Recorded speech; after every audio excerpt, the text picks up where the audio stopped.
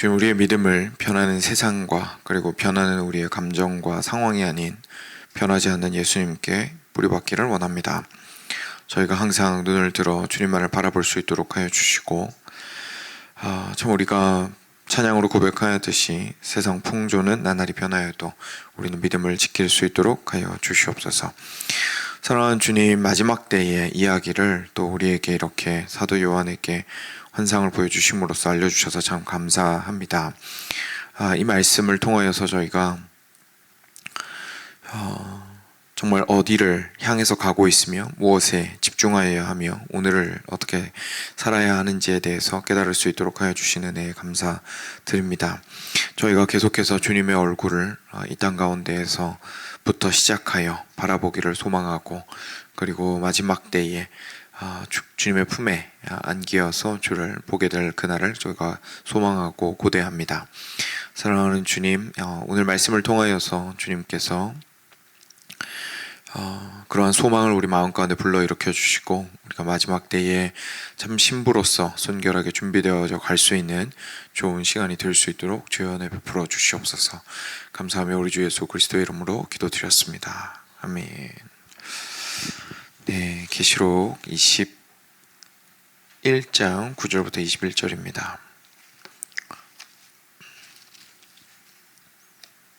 네, 21장 9절부터 끝까지 말씀입니다. 네, 같이 천천히 교독하겠습니다. 제가 먼저 한 절 읽겠습니다. 7 대접을 가지고 마지막 재앙을 담은 7 천사 중 하나가 나와서 내게 말하여 이르되, 이리 오라. 내가 신부 곧 어린 양의 아내를 내게 보이리라 하고, 성령으로 나를 데리고 크고 높은 산으로 올라가 하나님께로부터 하늘에서 내려오는 거룩한 성 예루살렘을 보이니, 하나님의 영광이 있어 그 성의 빛이 지극히 귀한 보석 같고 벽옥과 수정같이 맑더라. 크고 높은 성곽이 있고 12문이 있는데 문에 12 천사가 있고 그 문들 위에 이름을 썼으니 이스라엘 자손 12지파의 이름들이라. 동쪽의 세 문, 북쪽의 세 문, 남쪽의 세 문, 서쪽의 세 문이니, 그 성의 성곽에는 12 기초석이 있고 그 위에는 어린 양의 12 사도의 12 이름이 있더라. 내게 말하는 자가 그 성과 그 문들과 성곽을 측량하려고 금 갈대자를 가졌더라. 그 성은 네모가 반듯하여 길이와 너비가 같은지라. 그 갈대자로 그 성을 측량하니 12,000 스다디온이요 길이와 너비와 높이가 같더라. 그 성곽을 측량하며 144 규빗이니 사람의 측량 곧 천사의 측량이라. 그 성곽은 벽옥으로 쌓였고 그 성은 정금인데 맑은 유리 같더라. 그 성의 성곽의 기초석은 각색 보석으로 꾸몄는데, 첫째 기초석은 벽옥이요, 둘째는 남보석이요, 셋째는 옥수요, 넷째는 녹보석이요, 다섯째는 홍마노요, 여섯째는 홍보석이요, 일곱째는 황옥이요, 여덟째는 노곡이요, 아홉째는 담황옥이요, 열째는 비취옥이요, 11째는 청옥이요, 12째는 자수정이라. 그 12문은 12 진주니 각 문마다 한 개의 진주로 되어 있고 성의 길은 맑은 유리 같은 정금이더라. 성 안에서 내가 성전을 보지 못하였으니 이는 주 하나님 곧 전능하신 이와 및 어린 양이 그 성전이심이라. 그 성은 저희가 21절까지군요. 네, 알겠습니다. 네. 네, 같이 보겠습니다. 이제 마지막 부분으로 넘어가고 있습니다. 9절부터 저희가 천천히 좀 볼 수 있도록 하겠습니다. 9절입니다. 앞서서 그 재앙을 7 대접을 쏟음으로써 그 재앙을 열었던 그 천사 중에 한 명이 나와서 사도 요한에게 이번에 말을 했습니다. 오거라. 내가 신부 곧 어린 양의 아내를 너에게 보이리라 라고 이야기를 합니다. 그러니까 7 천사가 7 대접에 그 일을 다 순종하고 끝낸 이후에 사도 요한에게 나와서 그 다음 환상을 이야기를 한다는 사실 자체가, 이제 하나님께서 모든 일들을 당신의 뜻대로 이루시고 나서 모든 것들을 이 땅 가운데에서 이제 마침표를 찍으시고 나서 어떤 일이 있는지를 말씀해 주신다라는 뜻이 되게 될 겁니다. 그래서 사도 요한을 데리고 와서 놀라운 말씀을 하시는데 이제까지 우리가 계속해서 앞쪽에서 보아왔던 계시록 앞에서부터 쭉 보아왔던 예수님의 상징인 어린 양에게 신부가 있다는 얘기였어요. 그래서 그 신부를 내가 보여주겠다라고 이리 오라고 이야기를 합니다. 그때 10절 보시면 성령으로 나를 데리고 크고 높은 산으로 올라가서 하나님께로부터 하늘에서 내려오는 거룩한 성 예루살렘을 보이니 라고 이야기합니다. 그 무슨 말이냐면 이 신부가 누구라는 겁니까? 예루살렘이라는 겁니다. 예. 그래서 신부가 예루살렘 성이라는 겁니다. 근데 저희가 앞에서 또 계속 보았지만 이 신부는 교회거든요. 하나님의 백성들을 일컫거든요. 그러니까 지금 하늘에서부터 내려오는 거룩한 성 예루살렘이 저희랑 상관이 없고 저희가 들어가서 살게 되는 빈집이 아니라 거룩한 성 예루살렘 자체가 하나님의 백성들을 의미한다는 얘기입니다. 실제로 지금 하늘에서 내려오고 있는 거룩한 성 예루살렘 자체가, 그리고 그 거룩한 성 예루살렘이 곧 어린 양의 신부라는 얘기죠. 다시 말해서 결혼으로 들어가게 된다는 얘기입니다. 거기에는 하나님의 영광이 있어서 그 성의 빛이 지극히 귀한 보석 같고 벽옥과 수정같이 맑더라 라고 이야기합니다. 그 거룩한 성 예루살렘은 정말 하나님의 영광이 가득한 것이었습니다. 그리고 그 성의 빛이 가득히 비쳤는데 참 귀한 것은 그 성 전체는 보석으로 되어 있었습니다. 보석으로 되어 있었습니다. 근데 그것이 벽옥이라는 얘기는 푸른 옥이란 얘기죠. 푸른 보석이란 뜻인데 정말 아름답다. 빛깔이 있고 색감이 정말 찬란하고 화려하다라는 것을 말해주기 위해서 벽옥이라는 표현을 썼고요. 근데 벽옥이면서도 동시에 수정같이 맑았습니다. 근데 수정이 맑다는 것은 그냥 단순하게 티가 없는 보석이란 뜻이 아니라 수정은 어느 정도 투명성이 있죠. 투과성이 있습니다. 그래서 빛이 들어가서 반사돼서 나오기도 하고 빛이 투과돼서 반대편으로 나오기도 하죠. 그런 것처럼 실제로 투명한 보석으로 되어 있었다라는 이야기를 하고 있습니다. 무슨 말일까요?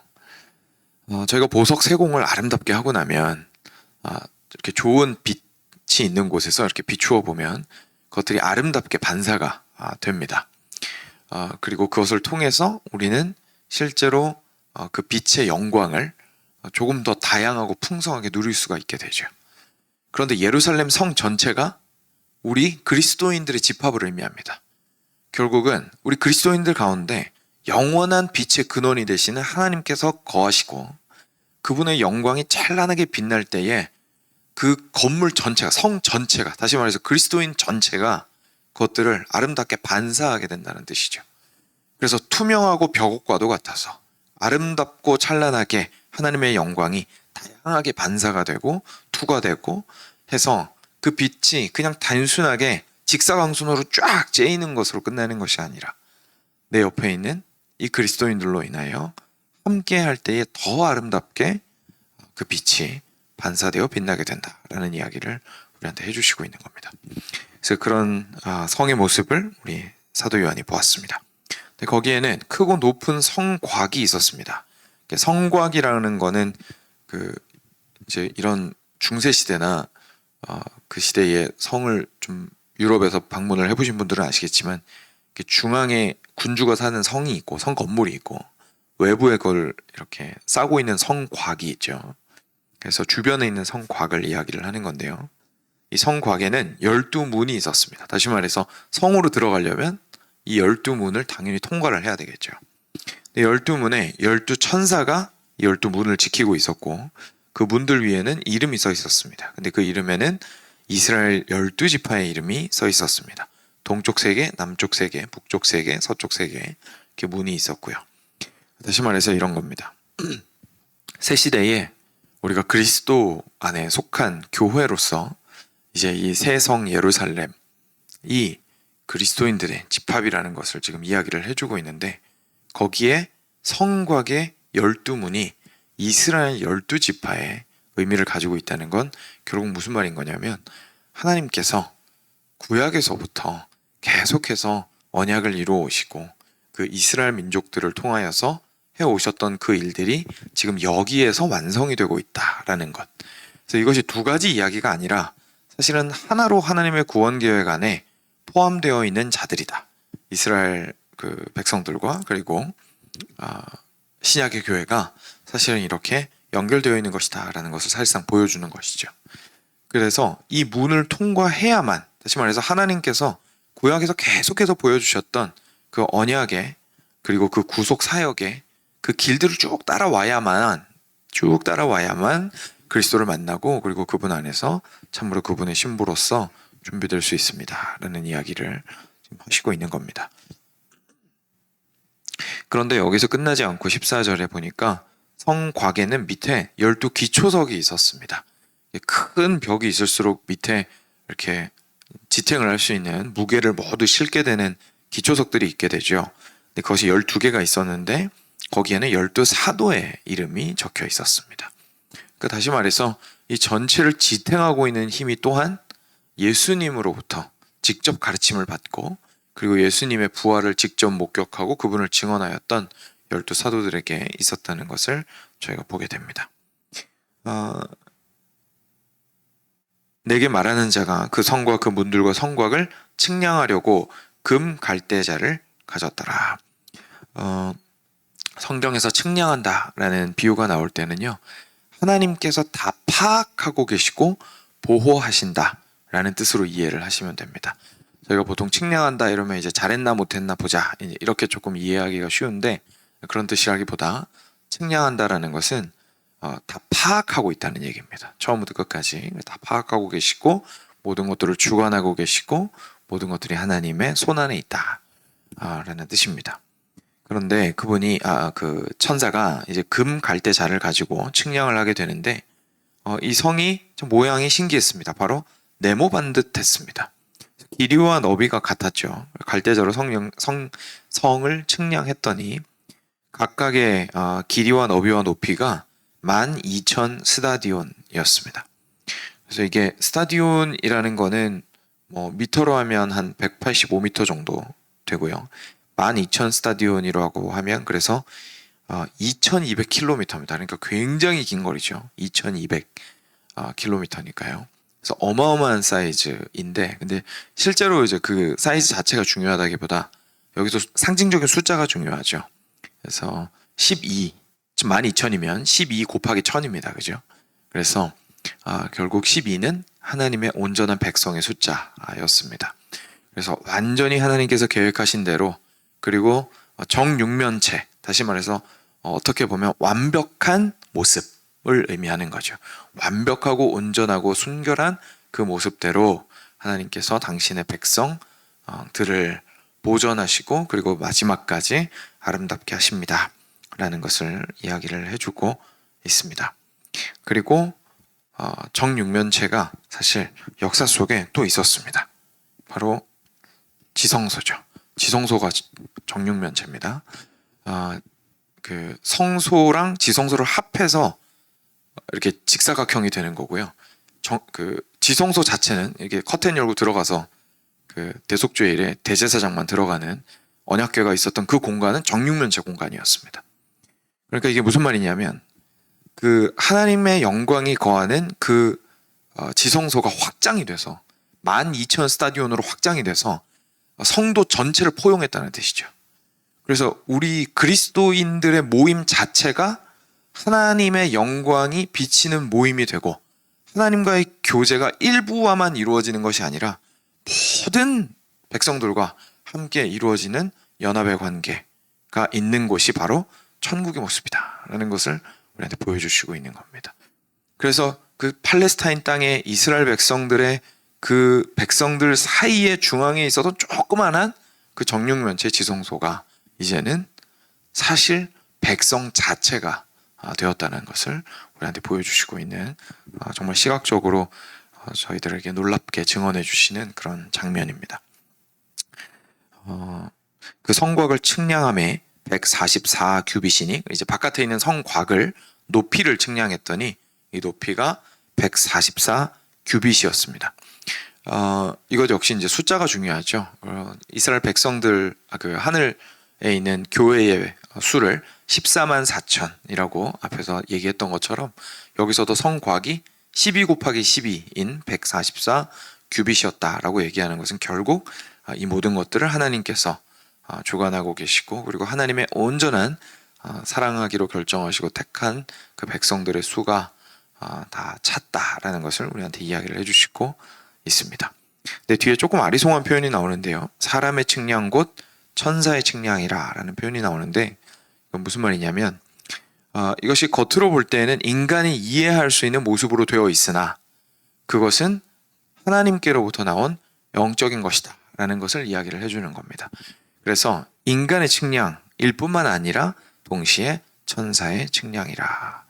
그래서 이것이 12,000 스타디온이고 144 규빗이고 12 기초석에 12 문에, 이 모든 것들이 인간으로서 이해할 수 있도록 이렇게 기록되어 있으나 사실 그것에 더 큰 영적인 의미, 하나님으로부터 나오는 더 온전한 의미가 있다라는 이야기를 해주시는 표현입니다. 그래서 사람의 측량이기도 하고 천사의 측량이기도 하다라고 얘기를 하는 것이죠. 근데 그 성곽에 대해서 조금 더 얘기를 해주십니다. 그 성곽도 벽옥으로 쌓였고요. 성은 정금인데 맑은 유리 같고요. 그리고 성곽의 각 기초석들은 이제 사도들의 이름이 써 있었던 기초석이죠. 각각 보석으로 꾸며져 있었는데 여기는 다 색깔들입니다. 그렇죠? 그래서 아름다운 색깔들로 다양하게 그 기초석들이 되어 있었습니다. 그리고 이스라엘 백성들의 이름이 써 있었던 문들 같은 경우에는 12 진주로 되어 있었는데 각 문마다 한 개의 진주로 되어 있었습니다. 그러니까 엄청난 사이즈의 진주인 거죠. 엄청난 사이즈의 진주로 강문이 되어 있었고, 그리고 그 뒤편으로 쫙 하고 나 있는 성의 길은 아주 맑은 유리 같은 정금이었습니다. 계속해서 저희한테 말씀해 주시는 것이 정금 또는 벽옥 그리고 다양한 색채 이런 것들을 통하여서 그냥 단순하게 하나님께로부터 나오는 그 영광의 빛이 하나의 빛깔로만 비추어지는 것이 아니라 당신의 백성들을 통해서 수많은 방식으로 반사되어서 더 아름답게, 더 조화롭게, 그리고 더 풍성하고 더 찬란하게 비춰진다라는 말씀을 우리한테 해주시고 있고요. 그러면서도 그 빛의 근원이 하나님께 있기 때문에 계속해서 그 투명하다, 순전하다, 맑다라는 이야기를 해주시고 있습니다. 그 빛이 단지 찬란하게 아름답게 다양하게 빛날 뿐만 아니라 하나님의 빛을 이렇게 반사할 때에 그것을 나의 티로 인하여서 더럽히지 않고 이제는 모든 것들이 순전하여져서, 그리고 그 빛의 근원이 하나님이시니 나로서는 빛을 낼 수 없으나 하나님의 빛을 받아서 그것들을 천국을 아름답게 빛나게 할 것이다 라는 이야기를 우리한테 해주시고 있는 것이죠. 그래서 오늘 말씀은 아니지만 제가 조금 더 읽으면서 이제 내일 묵상하실 때 보시게 될 부분들인데요. 잠깐만 보고 마무리를 하겠습니다. 성 안에서 내가 성전을 보지 못하였으니 이는 주 하나님 곧 전능하신 이와 및 어린 양이 그 성전이심이라. 그래서 그 성의 길이 나 있어서 들어갔더니 안에 성전이 없는 거예요. 성까지도 있는데, 그런데 그 성전은 왜냐하면 하나님과 어린 양이 곧 성전이셨기 때문입니다. 이 성은 해나 달의 비침이 쓸 데가 없었는데 이는 하나님의 영광이 비치고 어린 양이 그 등불이 되셨기 때문입니다. 그래서 만국이 그 빛 가운데로 다니고 땅의 왕들이 자기 영광을 가지고 그리로 들어갔습니다. 낮에 성문들을 도무지 닫지 아니하니 거기는 밤이 없기 때문이었습니다. 사람들이 만국의 영광과 존귀를 가지고 그리로 들어갑니다. 이걸 보고 이제 제가 사실 여러 차례 말씀을 드렸지만 천국을 딱 여기에 있는 모습 그대로 저희가 볼 것이라고 생각하는 것보다 오히려 그 당시에 그리스도인들에게 그리고 우리들을 포함해서요, 우리들에게 천국의 의미에 대해서 우리한테 알려주시는 말씀으로 생각을 하는 것이 더 맞겠죠. 그래서 그때가 되면 실제로 저희 눈에 비친 모습이 어떨지는 분명히 더 놀라울 겁니다.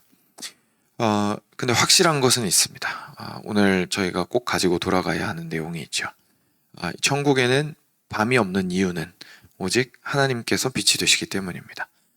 우리 예수 그리스도께서 빛이 되시기 때문입니다. 그리고 예수 그리스도의 빛만이 중요한 것이 아니라 교회가 그 빛을 받아서 반사하여 그 천상을 더 아름답게 만들게 됩니다. 그것이 오늘 우리가 보고 있는 교회입니다.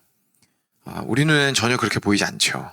교회 자체가 외부에서 오는 공격 때문에, 이 당시 같은 경우에는 특별히요, 외부에서 오는 공격 때문에 핍박당하면서 어려워서 그냥 말 그대로 빌빌대고 있어서 언제 소멸할지 모르는 상황 가운데 있다는 생각이 들었을 것이고, 지금 우리 시대에는 막 세파가 너무 강해서 세상에 문화적인 어떤 침투나 이런 것들이 교묘해서 그 가운데서 저희들이 무너질 것 같은 불안함들이 많이 있고요. 그리고 안으로 보면 뭐 외부 공격은 말할 필요도 없이 우리의 죄악됨과 그리고 서로와 서로 간의 다툼과 시기와 질투와 어려움들 때문에 발생하는 갈등들이 교회 내에도 분명히 있기 때문에 이게 옆 사람이 하나님의 영광을 드러낸다고 생각하기가 좀 어려운 시대를 살아가고 있습니다만 하나님께서는 요한계시록을 통해서 저희에게 절대로 그렇게 보면 안 된다고 사실 말씀을 해주고 있으신 겁니다. 우리가 이 땅을 살아가는 교회로서 참 부족하고 너무나 연약하지만, 개개인도 그렇고 함께 모아놓으니까 더 심하고 그런 부분이 분명히 있지만, 그럼에도 불구하고 그리스도께서 우리와 함께 하신다면 그것이 곧 천상의 모습을 그림자로서 반영하고 있는 것이다 라는 것을 깨닫게 되고, 옆 사람이 하나님의 영광 보는 거 방해하는 게 아니라 오히려 옆 사람을 통해서 하나님의 영광을 더 보게 된다는 얘기를 우리가 꼭 기억해야겠습니다.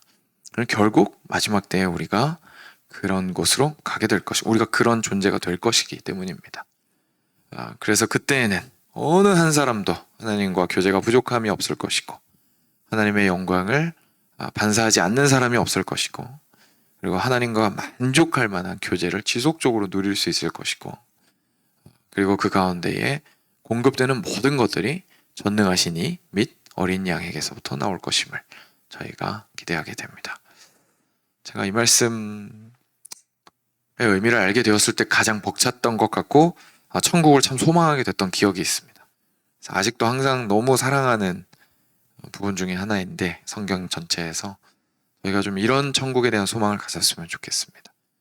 맨날 천국 갔다 왔다고 하는 사람들이 얘기하는 천국이 보석으로 되어 있고 뭐 금길 깔려 있고, 이게 중요한 게 아닙니다. 결국은 우리가 하나님의 빛을 어떻게 반사하는지, 벽옥 같고 맑은 수정과도 같은 그리스도인들의 집합으로 그 가운데 주를 향하여 많은 물소리와 같은 찬양이 올려 퍼지는 그 삶을 저희가 또한 기대하고 소망하기를 원하고, 오늘도 맛보는 하루가 되시기를 주님의 이름으로 간절히 축원드립니다. 같이 함께 기도하겠습니다. 들으신 말씀 기억하시면서 주님께 기도로 나아가겠습니다.